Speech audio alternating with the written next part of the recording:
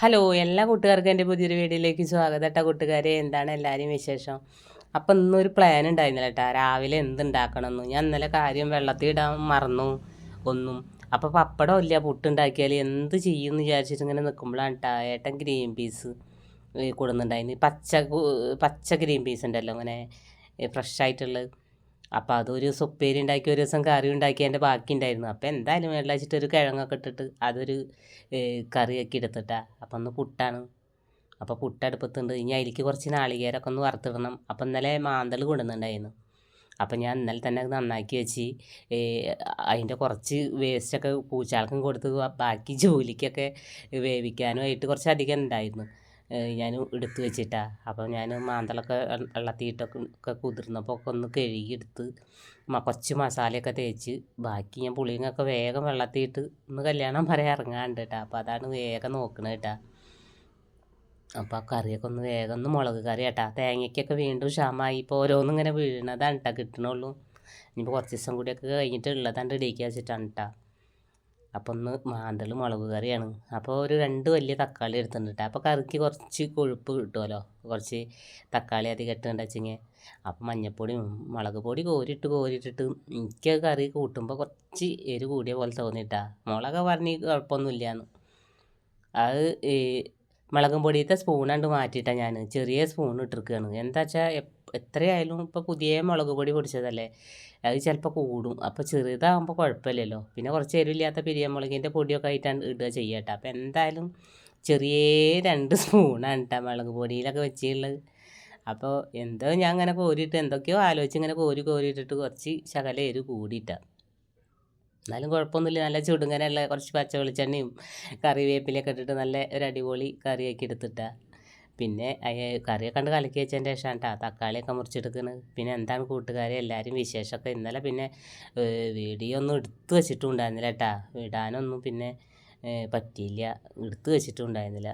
അപ്പോൾ എന്തായാലും ഇപ്പം ഒന്ന് ചെറിയൊരു വീഡിയോ ആയിട്ട് വന്നതാട്ടാ. പിന്നെ വൈകുന്നേരത്ത് തലേദിവസം തന്നെ ഏട്ടൻ കിഴങ്ങ് കൊടുക്കുന്നുണ്ടായി. നല്ല കിഴങ്ങാട്ട, കപ്പക്കിഴങ്ങ്. അപ്പം ഞാൻ എന്നാൽ ഏതായാലും കുഞ്ഞൊരു വീഡിയോ അല്ലേ, എന്നാൽ അത് ഉൾപ്പെടുത്താച്ചിട്ട് കിഴങ്ങൊക്കെ വേവിച്ച് അങ്ങനെ ഉണക്കമുളകും കറിവേപ്പിലയൊക്കെ ഇട്ടിട്ട് ഇങ്ങനെ നല്ല ഇതിൽ ചട്ടിയിലൊക്കെ വെച്ചിട്ട് ഇങ്ങനെ ഉടച്ചിട്ടുള്ള നല്ല അടിപൊളിയായിട്ടുള്ള കപ്പട്ട. അതൊക്കെ ഞാൻ വീഡിയോ പിടിച്ചിട്ടാ. നോക്കുമ്പോൾ അതൊന്നും വീഡിയോ പ്ലേ ആയിട്ടൊക്കെ ഇങ്ങനെ പോയിരുന്നു. പക്ഷേ എവിടേക്കാണ് പോയാണാവട്ടെ, അതൊന്നും ഫോണിലില്ല.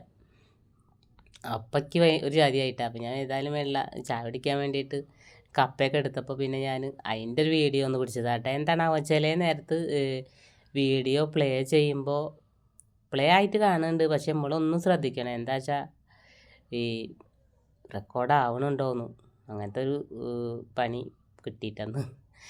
അങ്ങനെ കറിയൊക്കെ റെഡി ആയിട്ടുണ്ട് കേട്ടോ. മുളക് കറി തന്നെയാണ് ഞാൻ വെച്ചത്.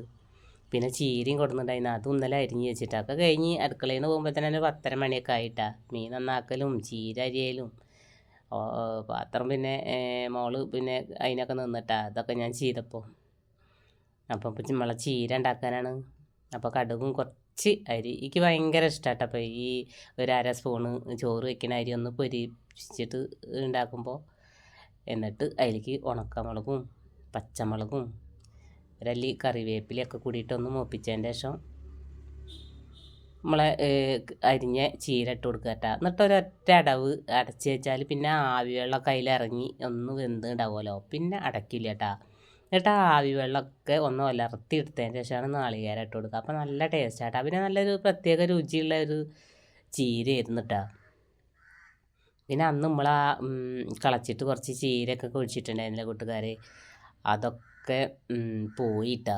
മഴയത്ത് കുറേ പോയി. പിന്നെ അവിടെ വാഴയൊക്കെ വെച്ചിട്ടാ അതിൻ്റെ ഓണർ ഒക്കെ കീറിയിട്ടൊക്കെ വാഴ വെച്ചിട്ടാ. അപ്പം നമ്മൾ ആ ഒരു സ്പേസ് നമുക്ക് നഷ്ടമായിട്ടുണ്ട്. ഇനിയിപ്പോൾ എന്തായാലും കുറച്ചാണ്ട് കഴിഞ്ഞല്ലാതെ നമുക്ക് അങ്ങനത്തേനൊന്നിനും തിരിയാനും ഒന്നും സമയമല്ല കേട്ടാ. ഭയങ്കര തിരക്കെന്ന് പറഞ്ഞാൽ തിരക്കോട് തിരക്കാണ് കേട്ടാ. എന്നാലും ഞാൻ അങ്ങനെ ആലോചിക്കാൻ ഒരു ചെറിയ വീഡിയോ ആയിട്ട് ഞാൻ കൂട്ടുകാരെ മുന്നിലേക്ക് വരുന്നില്ലേ. 100 ആളും കൂടി പിറ്റത്തെ നേരമാകുമ്പോഴേക്ക് കാണില്ല കേട്ടാ. എന്തോ തീരെ വ്യൂസ് ഇല്ല കേട്ടാ. എന്നാലും അപ്പം ഞാൻ അങ്ങനെ ആലോചിക്കും, എൻ്റെ അത്രയും വ്യൂസ് ഇല്ലാത്തവരുണ്ടല്ലോ എന്നിങ്ങനെ ആലോചിക്കും. അപ്പം അങ്ങനെ ഒരു വീഡിയോ ആയിട്ട് വരിക കേട്ടാ. അങ്ങനെ കുറച്ച് നാളികേരമൊക്കെ ഇട്ട് കൊടുത്ത് നമ്മളെ അടിപൊളി ഉപ്പേരി റെഡി ആയിട്ടുണ്ട് കേട്ടാ. പിന്നെ കുറച്ച് ഉള്ളിയും കറിവേപ്പിലയൊക്കെ ഒന്ന് മൂപ്പിച്ചതിൻ്റെ ശേഷം നമ്മളെ കടലക്കറി കേട്ടാ. അപ്പോൾ കടല കുറച്ച് തന്നെ ഉണ്ടായിരുന്നുള്ളൂ. അപ്പോൾ ഒരു കിഴങ്ങും ഒക്കെ ഇട്ടിട്ട് നല്ല നാളികേരമൊക്കെ വറുത്തരച്ചിട്ടുള്ള ഒരു കറി തന്നെ ഇട്ടാൽ നമുക്ക് കിട്ടിയത്. പിന്നെ മാന്തൾ ഉണ്ടായിരുന്നിട്ടാ, അതൊന്ന് പൊരിച്ചെടുത്ത്. അപ്പോൾ അത്രയൊക്കെയാണ് കേട്ടാ കൂട്ടുകാരെ ഇന്നത്തെ വിശേഷങ്ങളൊക്കെ. അപ്പോൾ വൈകുന്നേരത്ത് നമ്മളെ മിസ്സായ വീഡിയോൻ്റെ ബാക്കിയായിട്ടത് നല്ല ചൂടുള്ള കട്ടനും പൂളിയൊക്കെ കേട്ടാ വൈകുന്നേരത്തൊക്കെ കഴിച്ചത്. അപ്പോൾ നമ്മൾ ഇന്നത്തെ വീഡിയോ വിശേഷങ്ങളൊക്കെ ഇത്ര തന്നെയല്ലോ കേട്ടാ കൂട്ടുകാരെ. എല്ലാവരും ഒക്കെ ഒന്ന് സപ്പോർട്ട് ചെയ്യുക, സബ്സ്ക്രൈബ് ചെയ്യുക. എന്തോ 79 എത്തിയത് ഒറ്റയടിക്ക് 72 കണ്ട് പോയിട്ട് നമ്മളെ സബ്സ്ക്രൈബ്. അപ്പോൾ മറ്റൊരു വീഡിയോയുമായി നാളെ